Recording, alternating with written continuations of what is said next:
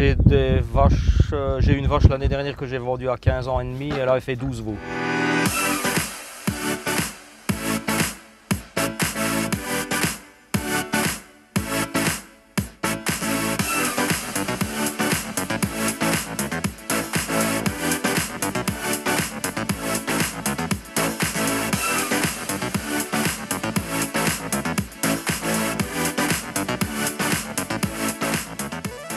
Bonjour Jérémy, Bonjour.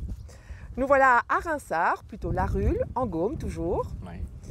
Depuis combien de temps élèves-tu des limousines? Depuis 10 ans, mais j'ai repris à mon père qui avait déjà des limousines depuis qu'il était tout jeune, donc ça va faire presque 40 ans. Pourquoi cette race? Pour la facilité d'élevage, et puis moi j'ai toujours aimé cette race-là parce que mon père en avait et c'est vrai que c'est des belles vaches. Et qu'est-ce qu'une belle limousine à tes yeux? Du squelette, donc des animaux avec de la taille, des bassins, de la finesse d'os, du lait, tout pour avoir une bête qui vèle facilement en fait, tout simplement. Donne-moi 2 critères de sélection qui sont les plus importants à tes yeux.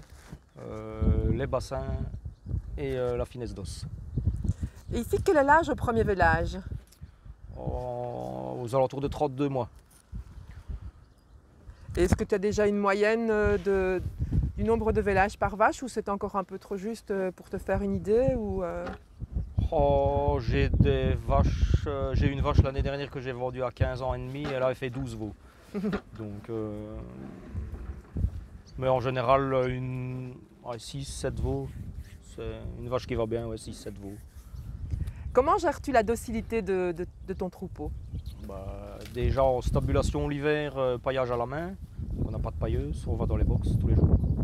C'est plus facile pour surveiller les veaux s'ils sont malades, s'ils ont bien bu. Ensuite en pâture, tous les jours on va les voir, que ce soit moi ou mon père quand il a le temps. Et puis on les approche avec des aliments si jamais, histoire de les sociabiliser. Et puis en général ça se passe bien. Quels sont les débouchés de ta ferme? Actuellement, la majorité part aux marchands, en broutard à 10 mois. Les genisses, pour l'instant, je garde tout, je n'en vends pas pour l'élevage. Et les taureaux, j'en vends 2-3 pour la saillie quand j'ai l'occasion. Sinon, par la suite, on espère. Je serai bio à partir du mois de janvier l'année prochaine. Donc, on verra bien à ce moment-là si on trouve une filière pour les valoriser un peu mieux. Est-ce que tu as déjà participé au concours? Qu'est-ce que tu en as retiré?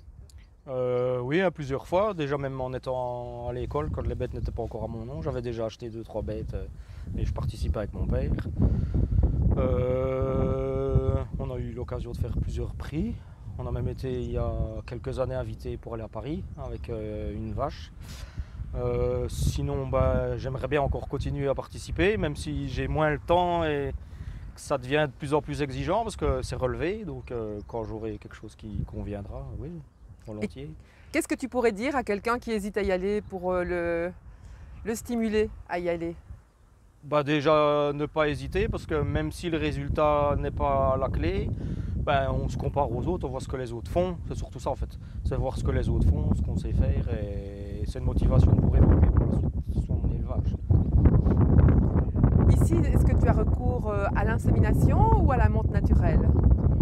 Actuellement 100% monte naturelle. On a inséminé il y a quelques temps, je pense que je vais m'y remettre un petit peu, mais pour l'instant monte naturelle. Et tes taureaux, ils viennent d'où? Donc j'ai 3 taureaux actuellement au travail, 2 qui sont été achetés à l'anneau et un que j'avais acheté il y a plusieurs années aussi à une vente en France. Quel est l'avenir de ton exploitation ici? Voilà, pour l'instant c'est encore trop tôt pour le dire, j'ai des enfants en bas âge. Et puis on va d'abord essayer de la faire évoluer pour soi et puis on verra bien pour la suite. On ne se projette pas, parce que ça devient tellement compliqué avec les normes, la PAC et tout ça, mais j'espère que si au moins je sais faire y prendre goût, même si c'est pas pour s'y installer, mais comme hobby à côté, volontiers. Merci Jérémy. De rien.